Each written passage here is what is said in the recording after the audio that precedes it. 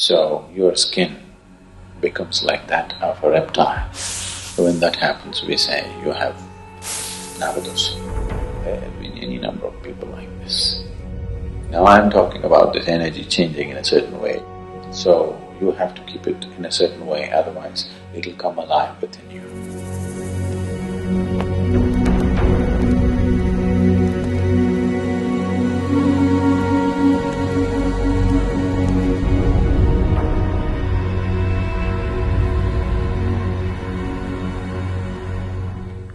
This is a strange country.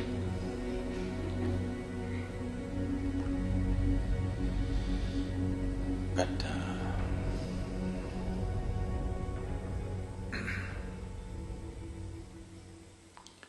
there are people who are seriously affected by what's called a Sarpadosha. Knowing this, when you say Sarpadosha, usually it affects the skin. Today, modern medicine dismissed as rubbish, superstitious. But we can get you certain cases of skin ailment. Do what you want. You cannot diagnose what it is. For sure you cannot cure with your medicine, whatever kind of medicine you give. And it's not very rare. It's quite on in many ways. So, there are certain other aspects in nature which affects one's health and well-being. There is, in our body, the five elements on a subtler level have manifested themselves as panchapranas, or the five forms of basic energy in the system. One aspect of it is very directly and closely related to what we refer to as snake. To understand this, we have to see it this way. It is only in your mind that you think you are a separate piece of life. As far as this planet is concerned, you, the insect, the worm, the snake, the elephant, the buffalo, and the tree and everything is same. It just throws itself out in many different ways and sucks it back. You have ideas about yourself. Similarly, ant has ideas about itself. But as far as the earth is concerned, it bursts out in the form of various types of lives and sucks it back when it's time. All your ideas, no matter what kind of ideas you have about yourself, when the Mother Earth decides to suck you back, where do your ideas go? You could have written a book. Somebody else reads it and gets confused. But all of them, all kinds, have been sucked back, isn't it? Every kind. As far as the earth is concerned, you, the worm, the insect, the snake, the bird, the tree, it's all the same stuff. The idea that I am this is your idea. Doesn't matter who you are. It'll suck you back and need you as a part of itself. Nobody has gone anywhere else except here, isn't it? So, the energy is the same. The material is the same. You and the snake, you and the insect are made the same way. So nobody can claim it is all, that you are something distinct life. It is not distinct life, it is… even according to science you can see, all of us are made of carbon as far as… Are you made of silicon? No. Carbon.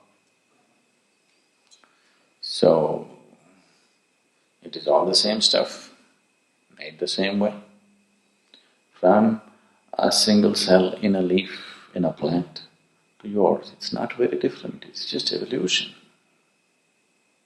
Little different grade, that's all. Same stuff. So, because of certain reasons, it so happens that your Vyana, Vyana Vayu or the Vyana Prana behaves in a certain way. So, your skin becomes like that of a reptile. So, when that happens, we say you have NagaDosha. So, there are various ways to get rid of this. You know, in India, there are people that if you have a snake bite, just by uttering a mantra, they will relieve you of your poison. Do you know this? Long distance. You heard of this man who became very famous, Ramanikal in Karnataka? Huh? A station master. All you have to do is call him on the phone and tell him your name and what snake bit you. From where he is, he will relieve your poison. It is a proven fact, it's no more a joke. And this is not the first one, there have been any number of people like this. So, one way of understanding life is the chemistry of it. Another way of understanding life, the much subtler way of knowing life, is the energy of it. So when we say Sarpadosha, we are talking about the energy. It's become like that of a reptile. Do you know in your brain, there's a reptilian brain. You have about this size of your brain is that of a reptile. Within your brain, there is a brain which is about the size of something like a crocodile's brain. All this is not human brain, there's a reptilian brain inside.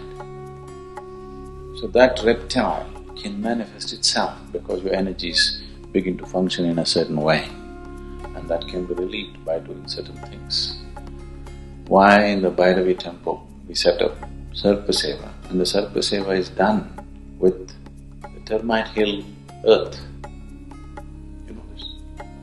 We're using the termite hill earth, that is the Putta. What do you call it? Puttaman. So with that people are doing the Sarpa Seva.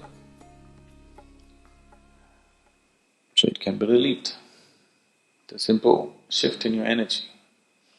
So is it because some snake cursed you? So that is just a dialectical way of looking at it. Is it a superstition that a snake cursed you? That's not the point. It is just a certain way of expression. Now I am talking the language of modern science in a different way. Now I am talking about this energy changing in a certain way, your reptilian brain and all this. In a way, it's a curse from the snake. When you get it, it's a curse, isn't it? When you have it, it is very much a curse, isn't it? So this is just a dialectical expression. It is not that some snake is sitting somewhere and cursing you, but there is an element of you which is very much a reptile. There is an element of you which is very much a fish. There's an element of you which is very much an animal, and they can play up. Nobody can deny, even modern science cannot deny that all these animals exist within you in some dormant form, isn't it? The evolutionary process is very much present in the body, and they can come alive for various reasons. It is a curse from the snake. Curse from the snake does not mean there is a snake sitting outside and cursing you. There is a snake sitting inside and cursing you. And that can be dealt with in a certain way, because it is quite a common problem. That's the reason why we set up the Sarpa Seva for people. We build temples. The southernmost town, Tamil Nadu, is a Nagarkar. There's another one, Sarpa, in Kerala, it's a very famous temple. Manarshala,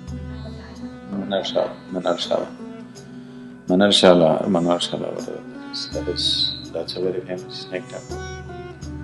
So everywhere they set up this thing so that people go to work it out. And In the process of evolution, reptile is a very significant aspect. And in the evolution of the being, snake is a very important step. And because of that, that's a reason why in India, if you happen to kill a snake, you give it a funeral, you know. People actually give it a funeral, you know. Yeah, yes, they'll put a coin, a milk, ghee, whatever. Whatever you do for the people, a human being, you do that because it is closely related to you on one level. Well, modern expression is you have a reptilian brain. The yogic expression is, in the evolution of the being, snake is an important step. So you have to keep it in a certain way, otherwise it'll come alive within you.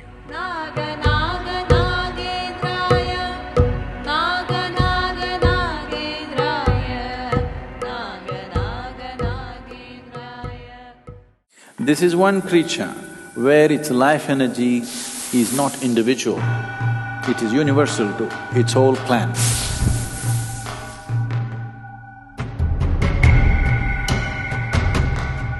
This is a dimension that a snake achieves because of a certain mastery over its Vyana Prana.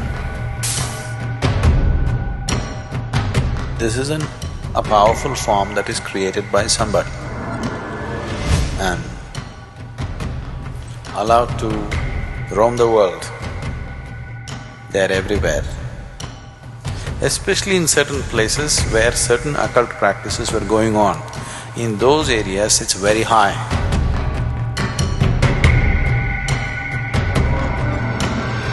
He will become a great force of healing and well-being.